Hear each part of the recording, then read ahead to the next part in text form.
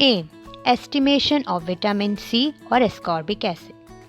Material required: as we are doing this experiment at home, we will be using simple available equipment instead of lab equipment, like iodine solution, instead of which we are using betadine, dropper, instead of which we are using empty eardrop bottle, test tube, 250 ml, instead of which we are using sipper, test tube 75 ml, instead of which we are using cap of syrup, steering rod, instead of which we are using spoon, vitamin C sources like tomatoes and lemon, water, cornstarch and bowl.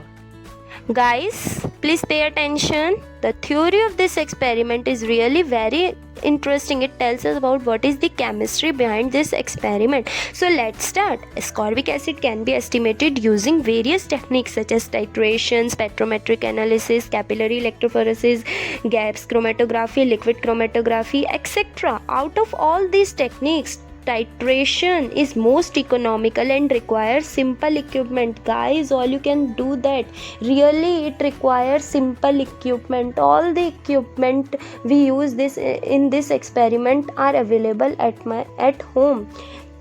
This method determines vitamin C concentration in a solution by redox reaction titration using iodine. Here, iodine is act as a indicator with cornstarch in the place of DCPIP, which is 2,6-dichlorophenol indophenol, because at our home this titrant is not available.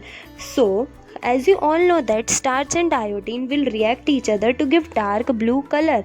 Now question come, iodine is also present when ascorbic acid is added in starch, but it does not give dark blue color because here iodine is oxidized to iodide ion, which do not react with starch to give dark blue color. Now this is, as I told earlier, this is a redox reaction. How we can say that this is a redox reaction?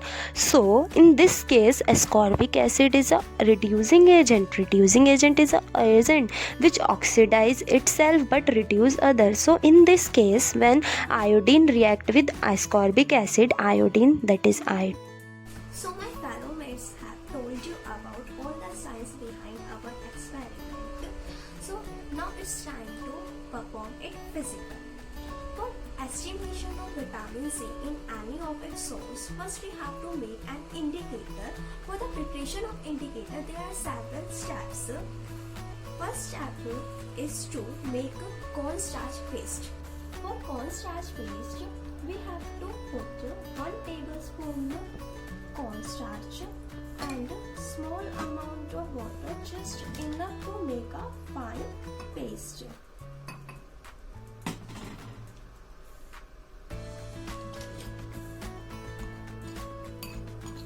Start. Now you can see a fine paste of cornstarch. Now our paste is ready. Now what we have to do, we have to put 250 ml of water into this paste. For that you can use any test tube of 250 ml. As I don't have, I am using the sipper which I stole from my brother. So I am just putting it into it and mix properly. As you know how important is mixing in laboratory. Now we have to boil this mixture for 5 minutes. Now you can see it become slightly transparent. So now we have our boiled mixture. Now what we have to do, we have to take 75 ml of water in another container.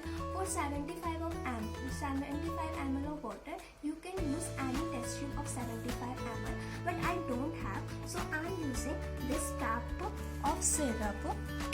You can see this is of 10 ml and 5 ml marking here. I managed to get this from my medical box. I already have 75 ml of water in this bowl. Now we have to put 10 drops of this mixture into this 75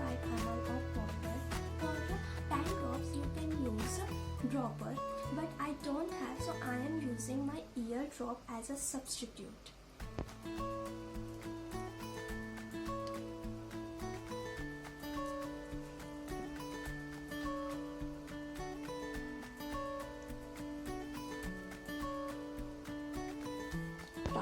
Now we have to mix this properly.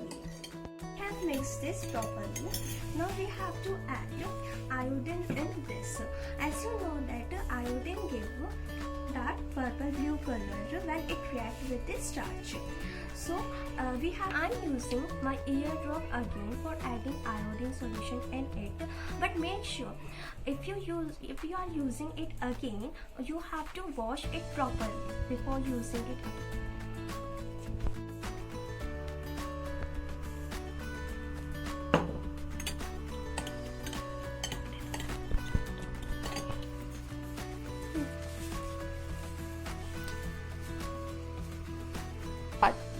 Now you can see dark blue color. Now we will add this vitamin C in this indicator, and by adding this into this, this indicator will turn colorless. Now you can see by adding only 2 drops of vitamin C how its color changed from dark blue to light blue.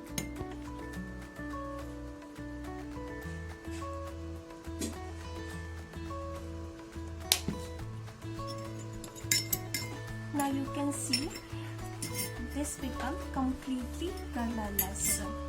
Thank you for listening.